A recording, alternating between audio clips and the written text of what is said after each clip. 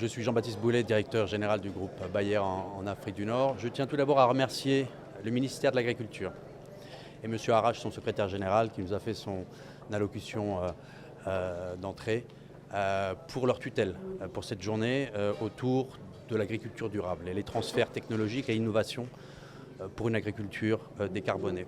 Nous avons eu l'opportunité de débattre à l'occasion de 2 panels. Un premier panel sur l'innovation dans l'agriculture et un deuxième panel sur l'innovation sociale, puisque l'agriculture a un impact majeur sur le plan social et sur les populations rurales.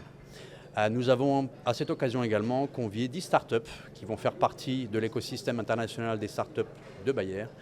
On leur a donné l'opportunité de se présenter, puisque l'innovation dans l'agriculture, c'est avant tout des partenariats. C'est avoir le courage d'entreprendre, et on veut aider ces jeunes start-upers qui sont en train d'innover dans le domaine de l'agriculture, et nous voulons les aider à se connecter à notre écosystème d'innovation. Je vous remercie. Merci. Le président de l'association de la zone industrielle d'Ain Sebaa. Aujourd'hui, j'ai participé à l'un des 2 panels de cette rencontre organisée par Bayer sur la thématique du développement durable pour l'agriculture africaine. Et c'était l'occasion de partager un ensemble d'idées. Je vais en citer quelques-unes. La première, c'est que l'Afrique et notre pays recèlent de beaucoup de potentialités dans le monde agricole. Certaines d'entre elles ont commencé à être exploitées. Néanmoins, nous avons encore l'occasion de développer plus une agriculture moderne, de précision, en mobilisant les technologies, les nouvelles technologies, la digitalisation, la recherche et développement pour plus de productivité et plus de durabilité de manière générale.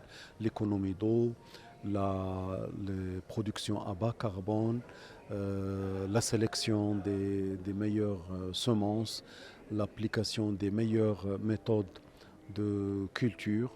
Et j'ai souligné l'importance de la capacitation du capital humain qui évolue dans le monde agricole, les agricultrices, les agriculteurs.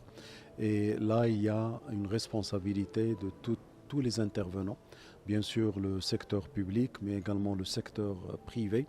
Et ce que nous avons aussi, grâce au plan Maroc Vert, ce que nous appelons les agrégateurs, donc les grandes entreprises de l'agroalimentaire. Donc c'était l'objet de cette rencontre. Et la deuxième partie de cette rencontre a traité également de l'innovation sociale, où là, le monde des startups peut apporter énormément de bienfaits à l'agriculture marocaine, puisque les startups ont la capacité de proposer des solutions innovantes, adaptées et spécifiques aux régions et au secteur. Et il y a d'ailleurs ici une exposition de certaines startups qui traitent des problématiques liées à la modernisation de l'agriculture. Merci. Fouzi Bkaoui, directeur de l'INRA, l'Institut national de recherche agronomique. Donc on était aujourd'hui dans cette réunion pour discuter des défis de l'agriculture. Nous avons parlé en particulier des défis africains qui sont l'augmentation de la population aux environs 2050, donc 2050, la population va pratiquement doubler en Afrique. Et il y a un défi pour produire assez de nourriture pour cette population. De plus, il y a le changement climatique qui affecte l'agriculture, qui affecte la productivité, avec des températures élevées ou des sécheresses comme celles que le Maroc a expérimentées. Les rendements sont moindres. Il y a des technologies qui existent, qui permettent d'adresser ces défis. Malheureusement, en Afrique, la technologie n'a pas été appliquée et transférée comme les pays développés. Dans les pays développés ou même dans certains pays asiatiques, par exemple, le rendement des céréales a triplé dans les 20-30 dernières années, alors que dans les pays africains, il n'a que doublé. Et ceci est dû à plusieurs facteurs, le transfert de technologie, le transfert de savoir, les ressources, etc.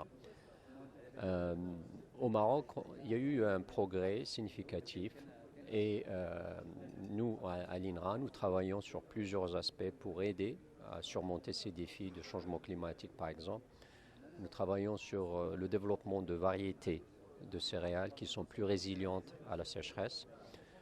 Nous avons inscrit certaines variétés, elles sont dans le processus de multiplication, elles seront mises à la disposition des fermiers.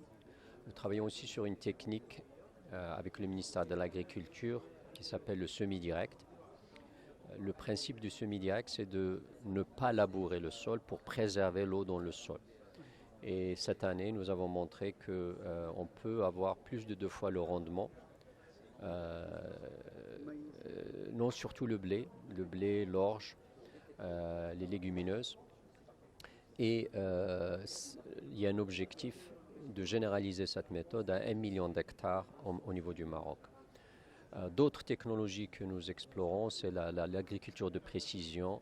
Un exemple dans l'agriculture de précision, c'est de donner à la plante le besoin qu'elle a en eau, c'est-à-dire ne pas donner un excès d'eau, ne pas gaspiller de l'eau, etc. Voilà, c'est quelques exemples que nous avons donc à élaborer, discuter aujourd'hui et qui nous intéressent à l'INRA. Merci.